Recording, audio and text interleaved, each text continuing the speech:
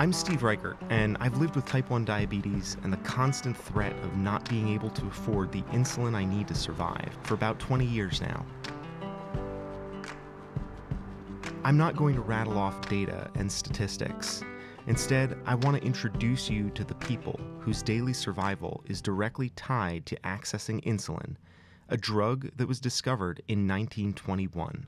The original patent for insulin was sold by the research team that discovered it for only $3 US. This is where you gotta come out with that Johnny Cash voice. Oh man. Start chronicling your trip. My name is Steve, and this is the story of how people can't afford insulin. First stop, Oceanside, California.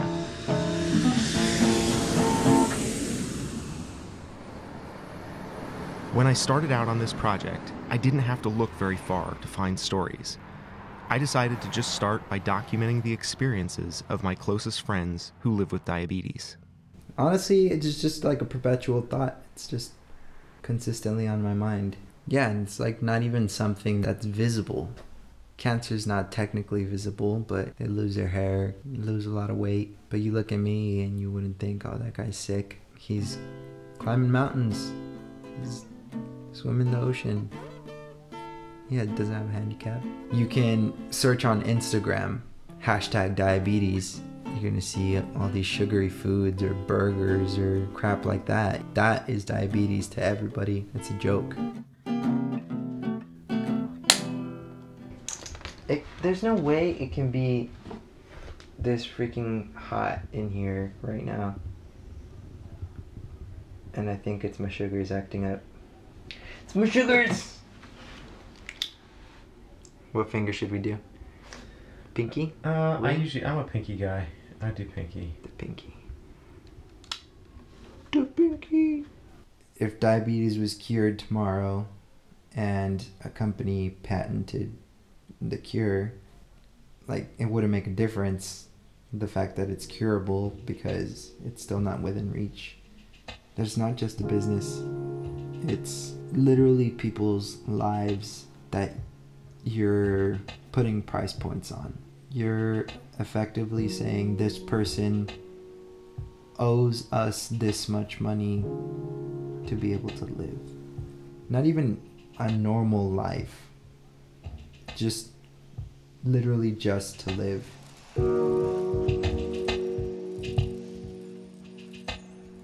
Yeah, so I've had this since I was diagnosed in 2012, March. You can go out that way. More syringes. This is probably like the original gallon we started shoving needles into because I haven't used syringes in years. But there's also a couple bottles. I think we did the math once. Each of these test strips cost about $1.50. And this handful alone, probably like $100. I really wanted to get into like music theory and getting good enough to the point where I could become a studio musician. But I was like, it's pretty competitive. And if I don't make it, then I don't have insurance. And if I don't have insurance, I don't have insulin. If I don't have insulin, then I'm dead. I should have access so that I don't have to get to that point. So I don't potentially end up in a hospital, so that my family doesn't walk into my room the next day to find a dead body. And it legitimately scares me.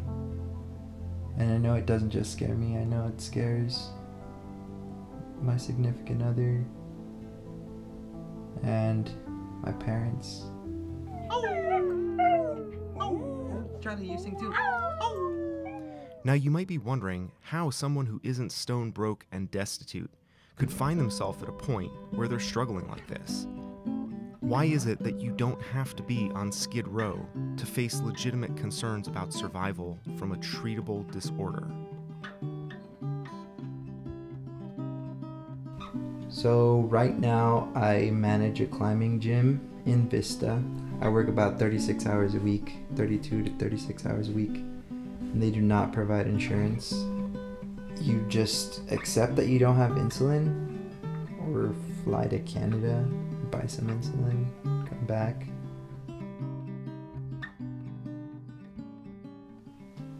I don't know if I should say this, but it's like cancer patients. Essentially, you go on chemo or whatever, and there's going to be one of two outcomes. You're going to go into remission, or you're going to die. And if you go into remission, I know there's a possibility that you can get cancer again, but you know, it goes away for a while. Diabetes doesn't go away for a while. No matter what, I'm going to always need insulin.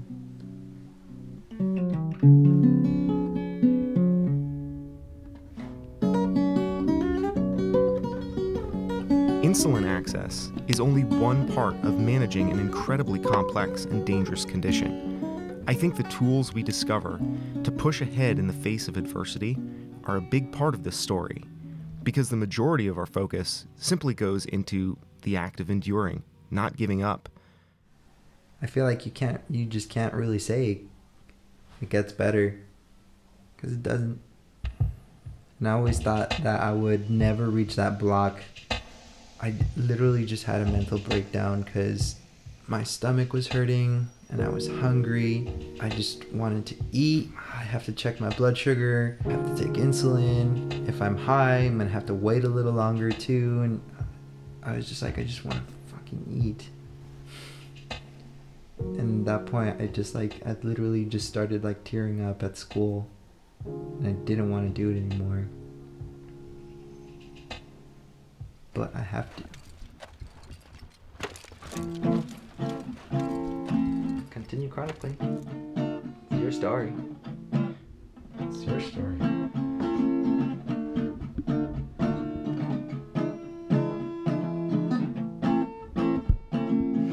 Hello, my name is Juan. I've come to steal all your insulin. Take it back with me across the border.